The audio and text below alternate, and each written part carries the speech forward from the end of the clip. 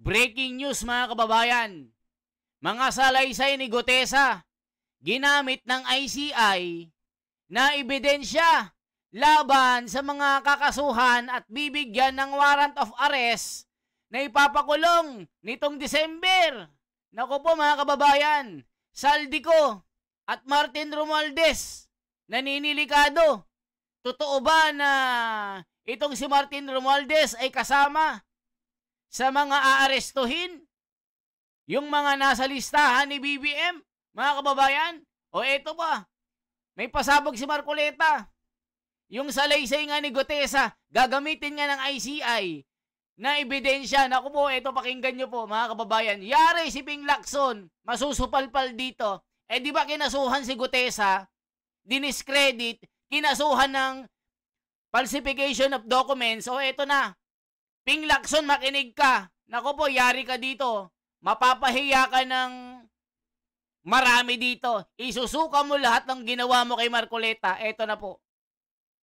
Magkaroon tayo ng context dun sa ano ba yung ipinail. Ha? Inirekomenda po ng DPWH at ng ICI ang pagsasampa ng plunder at iba pang kaso laban kay dating Speaker of the House Martin Romualdez at dating ako Bicol Representative Saldico. Isinabmit po ni Secretary Vince Dizon kasama ang iba pang opisyal ng ICI ang kanilang Joint Referral Report. Naglalaman po ito ng rekomendasyon sa Office of the Ombudsman. Kaninang umaga, nakita ko yung video dyan. Ang dami nilang mga kahon-kahong dokumento. Yes. Nang hingan ho ng pangunahing komento, sinabi naman ng tanggapan ni Romualdez na handang harapin ng dating speaker ang anumang isasampang kaso sa kanya. Ayon kay Dizon, kabilang ho sa joint referral ang mga kontratang kinabibilangan ng SunWest Incorporated at High Tone Construction mula 2016 hanggang 2025 na sumasaklaw sa proyektong nagkakahalaga ng halos 100 billion pesos. Nahahati ito sa 67 billion pesos sa SunWest at 32 billion pesos para sa High Tone. Kasama din daw sa referral ang mga sinumpang salaysay. Eto na. Alam mo ba kung kanino mga salaysay ang tinanggap nila? Kanino? At ginamit na basihan dito? O yan na mga kababayan. Naku, magugulat kayo. Kaya itong si Lacson walang kwenta ito isipin nyo, ang ICI, ginamit ang salaysay ni Gutesa, ni Marin Gutesa. O anong masasabi mo, Lacson? Kaya ikaw, wala kang kwenta Imbes tulungan mo si Marcoleta, ikaw pa yung umiipit na harangin ang katotohanan. O anong masasabi mo ngayon? Di ba mga kababayan? O di lumabas din ang katotohanan ng pinaka-credible si Marin Gutesa. Diyos ko po, mga kababayan ko. Talagang pag walang alam sa batas, magiging ano na lang, iskul bukol na lang yung mga ginagawa O eto po. Nilang peke ang notaryo niyan, hindi yan. Gano'n, so ginamit po ang salaysay ni retired Sergeant Orly Gutesa. Nako. Kaugnay ito kina Romualdez at ko. Sinabi noon ni Gutesa sa harap ng Senate Blue Ribbon Committee na kabilang siya sa mga naghatid ng male-maletang pera sa bahay ni Romualdez at ko. Nalandang balita yan kung totoo yan. Apo. Dahil kung ginamit si Gutesa, yung statement po niya. Statement niya, dahil sa matagal ko namang sinabi na yung statement na yun, ayun ang pinaka-credible. Walang sino man, bukod kay Gutesa, ang gumawa ng isang statement na nagtatahi mula kay Saldico hanggang kay Speaker Martin Romualdez. Di ba? Sa mga katwid, kung ginamit nila yun, pinawalang bisa na nila yung kanilang mga kinatha na mga aligasyon na di umano ay si Gutesa pang nameke ng notaryo. Oo nga po. Dahil sa alam naman nila siguro na hindi naging issue yun sapagkat si Gutesa humarap naman talaga sa pagdinig ng Blue Ribbon Committee. Na kung saan ang pinaka-issue doon ay yung kahalagahan at saka yung katotohanan na inihayag niya sa Blue Ribbon Committee. Lacson, ano masasabi mo dito? O pahiya ka dito. kung totoo na ginamit itong salaysay ni Gutesa, lumayas ka na bilang chairman ng Blue Ribbon Committee. Kasi, imbes na hanapin mo ang katotohanan, aba ikaw pa yung nagiging dahilan para pagtakpan yung katotohanan, hinaharang mo. Yung dinadaanan ni Marcoleta, imbes na tulungan mong ilawan ito para mapanagot at makita ang mga tunay na magnanakaw, aba, ikaw pa yung pumapatay ng ilaw para hindi makita ang tunay na may sala dito. Kita nyo naman ang ginagawa ni Ping Lacson. Kakasuhan ba naman si Marcoleta at si Gutesa ng falsification of documents? Anong tawag dyan? Di ba kabobohan yan, mga kababayan? O tignan nyo. O anong ginamit ng ICI? Di yung salaysay ni Gutesa. Ano ka ngayon, Ping Lacson? Yari! Gumamit ka kasi ng utak. Hindi puro pagtatakip. Yan ang sinabi ni Tomas ng Cabanatuan City ng Isabela. Nagbabasa lang tayo ng comment, mga kababayan.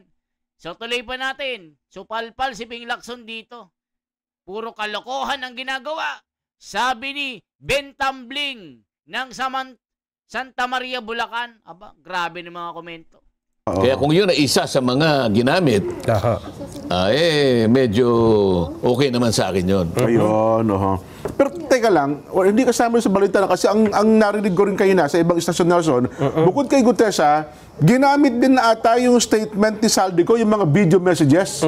Parang hindi na bagit Parang yung kay Gutesa, at saka ito pong huli mga video ni... So, teka muna, kung ginamit yun, may binabanggit pang mga tao si Saldico, di ba? Yun nga po, oo.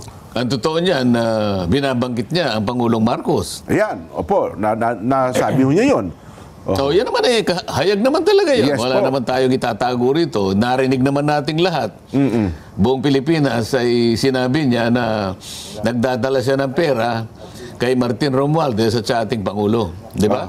Tama po. Anyway. So, yung ba pinaktor ng ICI? Ayun nga po ang tanong namin, pagka po ba halimbawa gano'n, ginamit mo ang isang testimonya sa salaysay, sa isang ipapile mo pa lang na information, pwede bang mamili ka lang kung sino ang dapat mong isama? Hindi ka makakapamili. Pag ginamit mo yun, gamitin mo lahat kung ano yung nakasaad doon. Ayun, yung pala yun. Pagka hindi ganun ang ginawa mo, pupunta ka na naman sa bending dalo.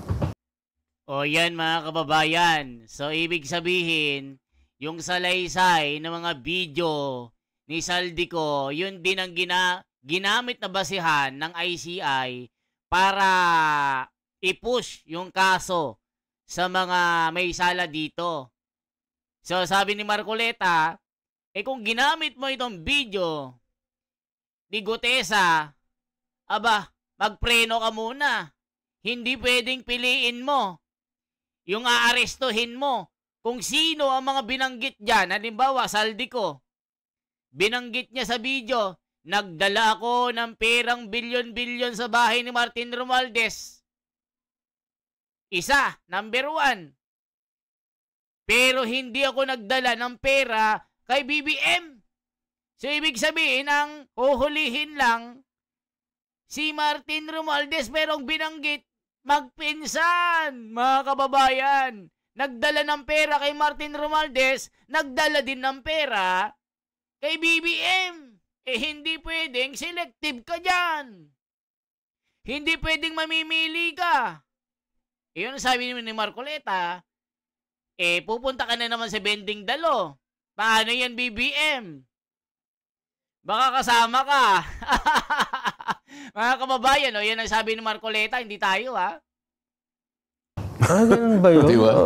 Twisting the law. Opo. Diba? Pero ang tanong, Jensen, halimbawa, ang sabi nyo, nabanggit nga yung pangalan ng Pangulo, pagka isinama nila yun sa papailan nila sa ombudsman, baka naman sabihin, hindi na namin sinama kasi ang presidente may immunity from suit. So hindi yan ang tamang forum. Dapat yan sa impeachment. Theoretically kasi, Opo. ang pinag-uusapan natin, kung ginamit nila yung statement ni Gutesa, maliwanag naman na binanggit niya si Saldico at saka si Martin Romualdez. Opo.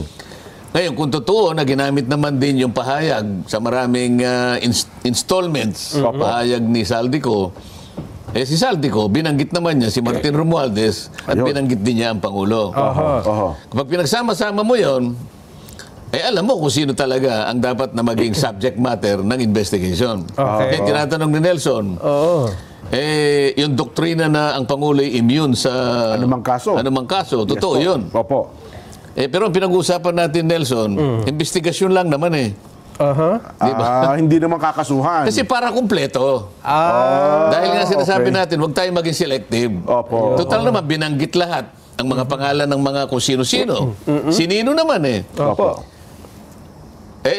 Ang investigasyon na kinakailangan umikot sa lahat ng mga nabanggit. Ngayon, pagdating na doon sa pagpapile ng tama at kaukulang asunto, doon na ninyo i-consider yung doktrina that the President is immune from suit. Ayun. Di ba? At hindi naman siguro, Wala namang immune sa investigation. Sabi nga natin, no one is above the law. Yes po. Di ba? Kahit Pangulo ka man ng Pilipinas, hindi ka mas mataas sa batas. Opo. Hindi kagaya ng meron mong sabi, hindi. Mas mataas ang ganito sa batas. Yung Kaya impeachment. hanggang kanina pinag-uusapan yun Opo. yung mas mataas ang impeachment court kaysa sa Supreme Court, yung po ba yung tinutukoy? Isa yun, ano? Nakata, sinabi niya, mas mataas ang tao sa batas. Di ba? Yun pa. Di ba ganun? Tama. Kasi nga naman, Nagkahetot-hetot lahat. kasi nga naman, Sen, Vox Populi, Vox Day, di ba? Mga kababayan, natawa ako doon. Nagkahetot-hetot lahat. Erwin Tulfo, ano na? Nagkahetot-hetot lahat ng mga sinabi mo. Am I right, Mr. Remulla? Sometimes you have to bend the law. Yes, sir, yes, sir, yes, sir, yes, sir. Mga kababayan, matatawa ka na lang dito sa mga hetot-hetot na ito Puro bend the law Si Ben, the law. You don't have to bend the law. Mga ungas. Natawa ako dun, kahetot-hetot Voice of the people, ano yan? Voice of God. Voice of God, parang gano'n Bakit? doon yata sinimulan yun. Yung voice of the people, pinagsama-sama sa isang dokumento na kung tawagin ay saligang batas. Yun na yun. Yan ang voice of the people. Yung saligang ba? Hindi dahil siya nagsalita lang isang kalipunan. Opo. Ganun pala yun. O ang tawag doon, the law of the mob. Yun, mob Pagka rule. sumigaw ba mob rule dito, yun. yun na yung batas. Hindi po ganun. Anarchy Ang na. pinagsama-samang boses, di ba? Opo. Ng lahat ng mamamayan ng Republika ng Pilipinas ay naisatinig doon sa ating saligang batas. Ayun. Pasasakop ka doon? Yun pala ang konteksto noon. Pero teka lang, kayo po, personally, sapagkat kinasuhan na po si Speaker, di ba? At saka iba pa. Kayo ba bastante na doon, Sen? Anong ibig mo sabihin sa bastante? Sabihin sapat na ba yun? Kasi ang hinahanap nga natin, sabi niya, mastermind ng mga katiwaliang ito ngayon, Kaya nga sinama na. sinasabi ko, kung ang pinagbasihan nila, yung sinasabi nyo, binabanggit nyo, wala pa akong nabasa tungkol dyan. Di lahat ng nabanggit, isama lahat sa pag-investigasyon. Di ba? At saka na natin pag-usapan kung sino yung dapat masama at hindi masama. Pero kailangan yung investigasyon Para buo. ay sa kanyang kabuuan para walang masabi yung tao na meron na naman kayong pinagtatakpan. So kung yun ang pagbabatayan pala natin, Nelson, kasi nga kanina yung sinampahan na ng kaso, di ba? Liwanagin natin.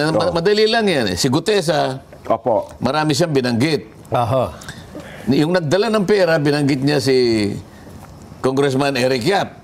Tama po. Tama. Pagkatapos, dinala sa bahay ni Saldico. Si Saldico, mula sa bahay ni Saldico, ibinigay kay Speaker.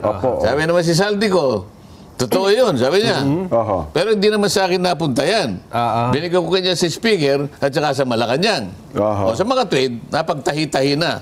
Di lahat ng ito, tuntunin lahat. Hindi naman natin sinasabi na kung inimbestiga, Yun na kagad. Siyempre ang po kayo sinasabi natin na-imbestigahan yung konteksto ng investigasyon para sa ganun malaman ng tao. Kasi ang tao naghihintay nag-aabang. Alam nyo mga kababayan, totoo yung mga sinasabi ni Marcoleta. Malinaw at maliwanag mga kababayan. Dapat ganon. Kung anong mga binanggit doon ni Gutesa at ni Saldico, wag selective. Idami lahat. Diba mga kababayan? Kung sino ang mga mastermind. Tignan nyo mga kababayan. Binanggit yung isa. Binanggit si Saldico, ni Saldico, binanggit yung magpinsan. Si Martin lang ang dinawit. Mga kababayan, ano masasabi nyo dito? Bendalo!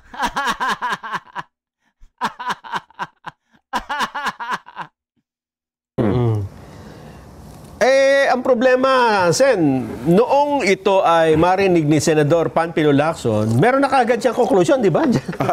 Sabi niya, absolutely, walang untrue and false na may kinalaman dito ang Pangulo. Paano niya nalaman yun? Misrepresent lang daw po. May batay sa pahayag ni Yusek Bernardo. Kasi yun daw kinumento sa kanya ni Yusek Bernardo. Ang nag-uutos, ang kumakausap, ay sina Adrian Bersamin. At saka itong si Yusek Olaibar. Yung pag-uusap ba na yun? Yun na yung... yun ang kabuuan ba? Ng... Get Photo Room now and see the difference. Yan mga kababayan, ako po, Ping Lacson, makinig ka dito. Makinig ka. Ping Lacson, makinig ka. Para matuto ka kay Marcoleta. Isipin mo, may conclude ka kaagad na walang kinalaman si BBM. Bakit yung mga salaysay ni Gutesa at ni Saldico, dun nagbase ang ICI?